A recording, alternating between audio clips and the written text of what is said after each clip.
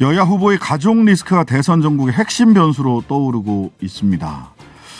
자, 국민의힘 윤석열 대선 후보부인 김건희 씨 허위 이력 논란, 더불어민주당 이재명 대선 후보 아들의 도박, 마사지샵 출입 의혹까지 한번 이분 모시고 이야기 나눠보겠습니다. 윤석열 일가 부정부패 국민검증특별위원회 위원장 더불어민주당 박주민 의원입니다. 안녕하세요. 네, 안녕하십니까. 네네. 자, 먼저 이재명 후보 이야기, 이재명 후보 아들 얘기죠. 이야기 먼저 좀 빠르게 짚고 넘어가겠습니다. 자, 굉장히 빠른 사과가 나왔습니다. 이 사실을, 이게 사과가 이렇게 빨리 나온 걸 보고 이미 다 파악하고 있었던 거 아니냐, 민주당 내에서. 그래서 사전에 준비된 시나리오대로 즉각적인 사과가 있었던 거 아니냐, 이렇게 의문을 제기하는 분들이 있습니다. 이거 선대위나 후보가 언제 인지한 겁니까? 후보가 언제 인지했는지는 저는 좀 정확한 건 모르겠고요. 네네. 다만 보도 후에 최대한 하여튼 빠르게 신속하게 인정하고 진심으로 사과를 하자고 해서 이제 그렇게 된 것으로는 알고 있습니다. 네네. 인지 시점을 정확히 알 수는 없다. 뭐 항상 저는 이런 질문이 뭐 정확한지는 모르겠습니다만 언론에서는 후보 본인의 결정이냐 선대위의 결정이냐 이거 꼭 묻습니다. 제가 전해 들은 건 후보가 사과해야 된다고 했던 것으로 알고 있고요. 네. 네, 후보 본인의 결정이다. 그래서 그렇게 신속하게 좀 결정이 이루어진 것 같습니다. 네. 하긴 층층시하 선대위가 결정을 하기에는 굉장히 짧은 시간이라 후보 본인의 판단이지 않았을까라고 하는 추측들을 많이 하기는 합니다. 이 뭐 조직이 돌아가는 걸 좀 아는 사람들은. 네. 자, 어제 이미 상습 도박죄 게임산업법 국민체육진흥법 위반 혐의로 서울경찰청에 고발이 됐습니다. 그 이재명 후보 아들. 네. 그리고 오늘 경기 남부경찰청 배당된다는 소식이 전해졌는데요. 형사처벌 가능성이 어떻게 판단하시고 계신가요? 글쎄요, 뭐 어느 정도의 기간 동안 또 얼마나 상습적으로 또 도박의 액수나 이런 것까지 다 판단해야 돼서 뭐 네네. 지금 상황에서는 그 부분에 대해서까지 말씀드리기는 어렵겠고, 다만 네. 후보자도 아들이 형사처벌 사유가 된다면 선택의 여지가 없이 책임지겠다고 했으니까 네. 원칙대로 처리되지 않을까 싶습니다. 그거 하나만 사실관계. 이게 실제 돈을 얼마나 그 도박 사이트에 실제 얼마를 송금했고 얼마를 땄는지 또는 얼마를 잃었는지는 이건 뭐 사실관계가 조금 더 조사돼야 될 것 같은데, 언론에 조선일보에 처음 보도됐을 때 500만 원 얘기가 나왔단 말이죠. 네. 근데 그게 실제 500만 원이라는 건지 아니면 사이버머니 500만 원이라서 실제로는 뭐 10만 원이다 이런 얘기도 있는데, 그 부분은 좀 확인이 된 건가요? 아닙니다. 그런 부분은 이제 수사를 통해서 확인되든 아니면 선택 차원에서 확인이 돼야 될 것 같은데요. 불분명한 건 맞는 것 같고, 아직까지는. 네. 네네. 불법 도박 사이트에 접속해서 거기서 게임을 한 사실은 맞다. 자, 성매매 사실은 없었다. 마사지 업소 이용 후기 관련해서 그것을 작성한 거는 그 아들이 맞다. 성매매 사실은 없었다. 본인이 맹세코 아니라고 하니 부모된 입장에서는 믿을 수밖에 없다. 네. 지금까지 나온 후보의 발언 또 선대위 입장은 여기까지인 것이죠? 그러니까 오늘 방금 말씀하신 대로 후보자 본인이 확인해 봤는데 아들 본인이 성매매 사실 없었다고 하고 본인이 맹세코 아니라고 하니까 뭐 어떻게 더 확인해 볼 수도 없고 이런 입장을 밝혔지 않습니까? 네. 저 역시도 현재 상황에서는 그 정도밖에 말씀드릴 수밖에 없을 것 같습니다. 예. 네. 자, 이번에는 김건희 씨 관련된 질문으로 넘어가서 말씀 좀 드리겠습니다. 자, 김 씨 허위 합격력 관련 고발 여부 놓고 법률적 검토를 했다. 그리고 요건 충분히 갖춰져 있다라고 다른 방송국에서 우리 박주민 의원께서 말씀하셨는데, 지금 뭐 공소시효 다 지나간 거 아니냐라고 하는 얘기들도 많아요. 어느 부분에 대한 법률적 검토를 구체적으로 하신 건가요? 지금 그 국민대 같은 경우에는 거의 저희들이 파악한 거로는 매 학기마다 아마 갱신이 된 것 같아요. 매 학기 갱신. 예, 그럼 갱신될 때마다 그 서류가 사실상 들어갔죠. 됐다고 보는 게 맞겠죠. 네네. 그러니까 이제 공소시효가 좀 남아 있는 거고. 네. 두 번째로 이제 허위사실 공표 부분도 좀 문제가 될 수 있어요. 그러니까 윤석열 후보가 관훈 토론 등에 나와서 했던 발언이라든지 이런 것들이. 네. 재직증명서 얘기가 제일 딱 걸리던데. 예. 그런 부분에 재직증명서 발급된 거 맞다 뭐 이런 얘기도 나왔고요. 그러면 그렇죠. 허위사실 유포로 하면은 사실은 그 발언이 네. 허위인지 사실인지를 수사기관이 조사를 전제 조건으로 해야 되는 거 아닙니까? 그렇죠. 그럼 이제 과거까지 쫙 다 수사기관이 들여다볼 수 있게 되는 거죠. 그래서 얘들은 이제 고발의 법적 요건 또 상황은 갖춰졌다 이렇게 본 거고 네. 구체적인 검토하겠다 이렇게 말씀드렸던 겁니다. 네.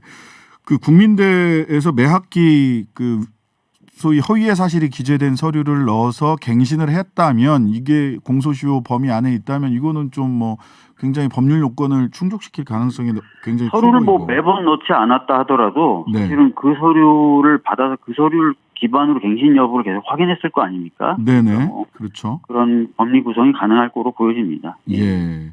허위사실 공표는 이게 실제로 그 기소에 이르지 않더라도 이게 허위의 사실인지 진실한 사실인지를 수사 과정에서 들여다볼 수밖에 없다. 적어도. 들여다볼 수밖에 없죠. 예. 네. 그런 효과.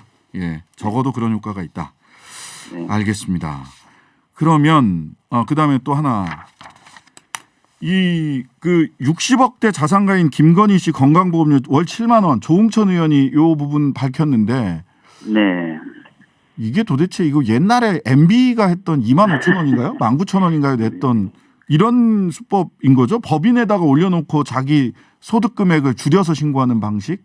네. 뭐 주로 아시다시피 이제 자산이 많은 분들이 이런 편법을 사용하죠. 네. 뭐 특히 또 이런 거 건보료뿐만 아니라 자동차 같은 경우도 법인을 하나 만들어서 법인 소유로 고급 승용차를 네. 한다든지 뭐 여러 가지 이제 방법들을 써서 사실상 탈세를 하는데요. 그거를 똑같이 했다는 거예요. 네네.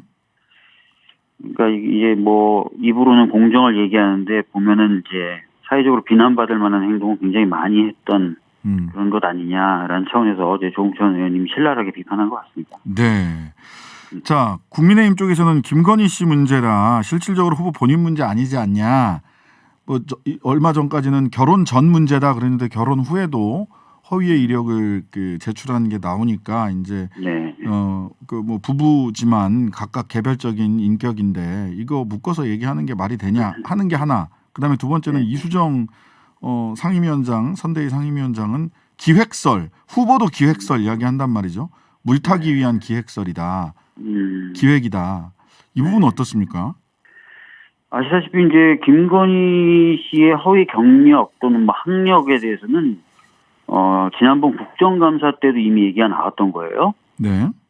그러니까 뭐 갑자기 뭔가 얘기가 나왔던 게 아닙니다. 네. 그건 분명하죠. 그 다음에 이제 사실상 그 후보자에 대한 검증 같은 경우는 국민 대부분이 후보자의 배우자도 선택에 영향을 미친다고 답변을 할 정도로 여론조사를 보면 네. 굉장히 중요한 사항인 거예요.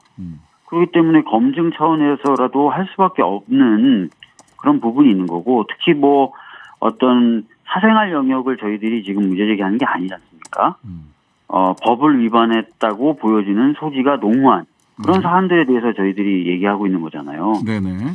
그렇기 때문에 저는 국민의힘의 비판이 좀 합리적이지 않다 이런 말씀 좀 드리겠습니다. 자, 오늘 그 뭐 언론에서는 전격적으로 사과했다라고 얘기를 하는데 윤석열 후보가 뭐 갑자기 A4 용지 꺼내들고 사과를 했어요. 네. 이 사과 어떻게 봐야 됩니까? 전격적인 사과는 아니죠. 네. 아니 뭐 언론에 그렇게 뽑았더라고요.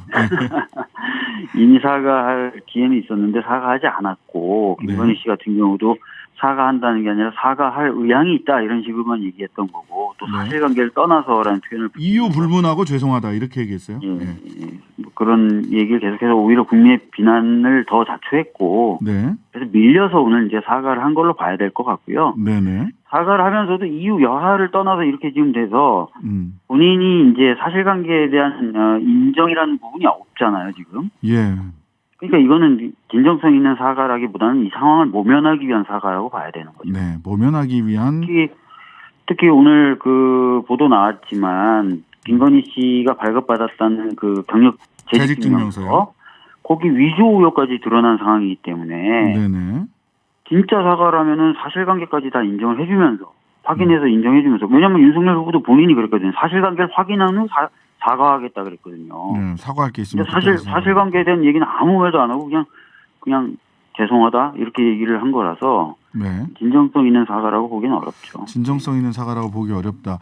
그 김병기 의원 등 몇몇 분들이 실제 더 그 의혹을 제기할 사안들이 있다. 김건희 씨나 본부장, 특히 김건희 씨나 네. 뭐 장모 관련해서 김건희 씨 관련해서는 더 준비되고 있는 것이 더 큰 게 있다. 뭐 이런 뉘앙스로 그 말씀을 하시던데 다른 건들이 지금 이거 말고도 더 허위 이력이라든지 또는 아예 뭐 다른 의혹이라든지 이런 게 지금 조사되고 준비되고 있는 게 있나요? 뭐 몇몇 의원들이 좀 개별적으로 보고 있는 부분이 있다고 저도 들었고요. 네. 저희 그 윤석열 일가 네. 정부배 국민검증특별위원회에서도 네. 한두 분의 의원이 네. 관련돼서 좀 더 보고 있습니다. 네. 더 최근 사례로 더 금전과 관련된 그런 부분들 보고 있어서 네. 뭐 조만간에 한 건이나 두 건 이상 말씀드릴 것도 있을 수도 있을 것 같습니다. 아 그거는 그러니까 뭐 여기 보면 그 윤석열 일가라고 했는데 그 네. 일가 중에서 본부장 중에서 지금 김건희 씨 금정 관련된 건이 조만간 한두 건 정도 의혹이 제기될 수 있다. 검증의 결과죠. 의혹이라고만 말씀드리긴 그렇고. 그러니까 저희들도 이제 여러 가지 방면으로 보고 있는 거고, 네네. 뭐 여러 가지 보고 있어서 그 결과가 뭐 잘 진행이 된다면, 네. 그렇게 말씀드릴 수 있지 않을까 정도의 말씀을 드리는 겁니다. 주요하게 검증되고 있는 것이 있다. 그 검증 결과에 네. 따라서 결과를 조만간 말씀드릴 수도 있겠다라는 네. 정도로 정리를 하겠습니다. 윤석열 일가 부정부패 국민검증특위 위원장 박주민 더불어민주당 의원이었습니다. 감사합니다. 네, 감사합니다.